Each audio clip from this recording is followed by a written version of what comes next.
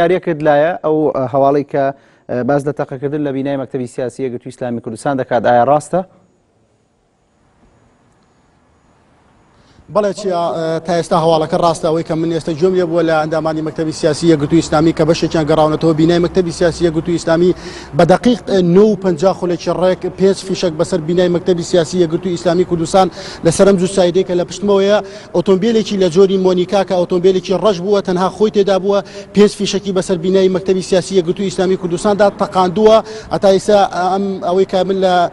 زانیاریم لەدەست ئەو کەسانە و پاسەوانەری بینای مەکتەبی سیاسی وەرگردووە دەڵێت 4 تا 5 فیشک بووە کە تەخێراوە بەسەر مەکتەبی سیاسی یەکگرتووی ئیسلامی کوردستاندا مۆنیکایەک بووە. من لێرە فەرهادی مەلاسەڕا ئەندامی مەکتەبی سیاسی یەکگرتووی ئیسلامی کوردستان لەگەڵە دەمێ ورتر زانیاری وەربگرم و هۆکاری تەقەکردنەکە لەمان چییە کە لە ماوەی ڕابردووە چەند جارێک لە بارگاکانی ئەوان ناوچەکان یاریمی کوردستاندا تەقەیان لێکراوە. کاک فەرهادەکە بکرێ بێتە ئێرە ئەم شەو ئەم ڕووداوە ئەم شەو ڕوویدا چۆن بوو و تەقەکان بۆ چۆ کرا و ئاراستەیان چۆن بووە؟ لە ساعت 9:56 لە بەردەمی بارگای مەکتەبی سیاسی یەکگرتووی ئیسلامی کوردستان دوو شەقامی سەرەکیان شەقامی 6 مەتری وەرەوە و شەقامە 30 مەتری کە بەرەو گەڕێکی باداوە دەڕواتن لەو شەقامە لاوەچیەوە واتە شەقامە سەرەکی بەڵام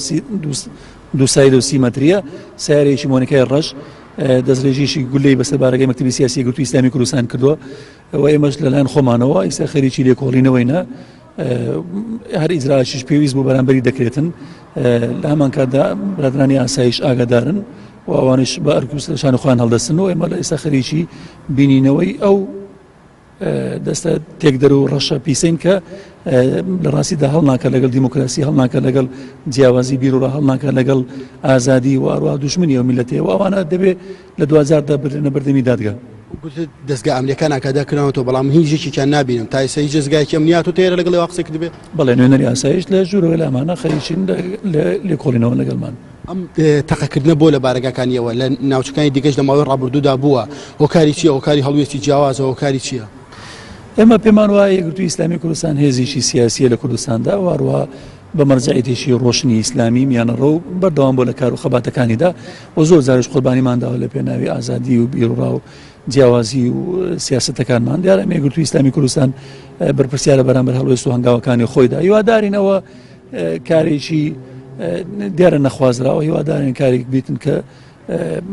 بە شێوەیەک نەبوو بێتن کە بەرنامە بۆ داڕژراو ببێتن ومە بە توندی ئیدانەی دەکەین و پێمان وایە ئەوە دەبێ هەموو لایەنەکان حکوومەتی هەرێمی کوردستان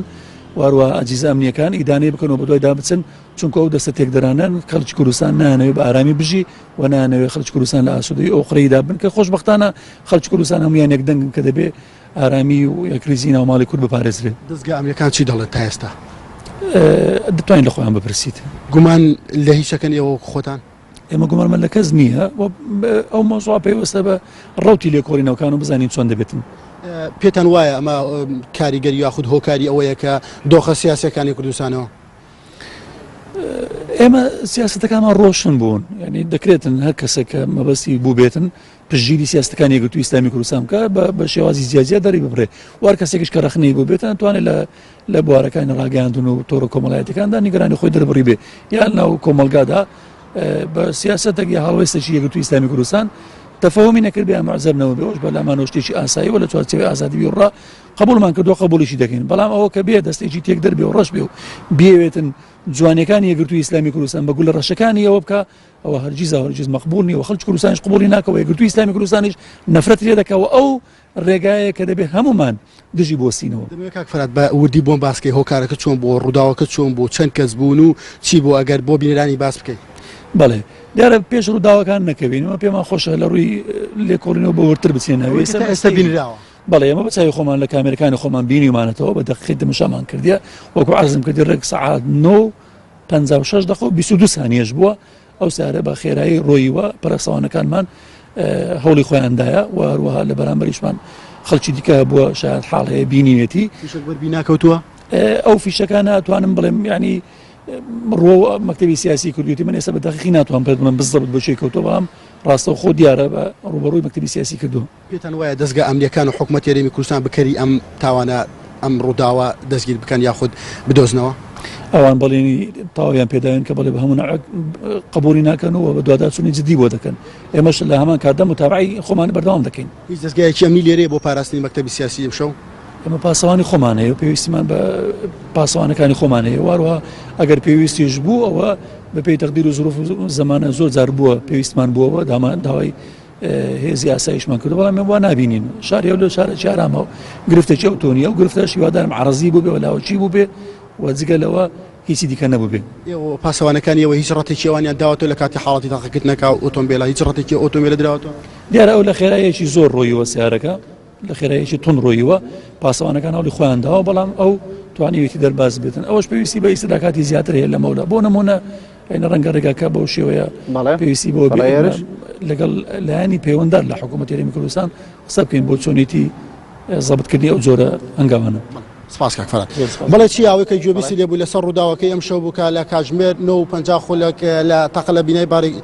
ئەندای مەکتەبی سیاسی یەکگرتووی ئیسلامی کراوە لە شاری هەولێر کە ئۆتۆمبیلێکی ڕەش بۆ بینای مەکتەبی سیاسی یەکگرتوومان پیشان بێ وا چ زانیارێکش لابێت بۆمان باس بکەیت کە بتوانین داوا لە هاوکار بکەی وێنی بارگای مەکتەبی سیاسی یەکگرتووی ئیسلامیمان پیشان سیاسیم بۆ بگوازێتەوە کە ئەوە بینای بارگای مەکتەبی سیاسی یەکگرتووی ئیسلامی کوردستانە کە ئەم شەو کاتژمێر 9:56 خولەک و 30 سانیە لەلایەن ئۆتۆمبیلێکی مۆنیکا جۆری ڕەشەوە تەقەی لێ کراوە کە بەپێی زانیاریەکان و ئەو پاسەوانانەی لە بەردەم مەکتەبی سیاسی یەکگرتووی ئیسلامی کوردستانان ئاماژە بۆ دەکەن چیا کە نزیکی 4 بۆ 5 گول لە نێراوە بە بیناکە و لە ئێستادا دەستگا ئەمنیەکان لێرن بۆ لێکۆڵینەوە لێ و وەکو فەرادی مەلا ساڵح ئەندامی مەکتەبی سیاسی یەکگرتوو ئاماژەی پێکرد لەگەڵ دەستگا ئەمنیەکان لە کۆبوونەوەدان بۆەوەی بتوان بکەری ئەم کردارانە بکەری ئەو ڕووداوەیەکە ئەم شەو ڕوویداوە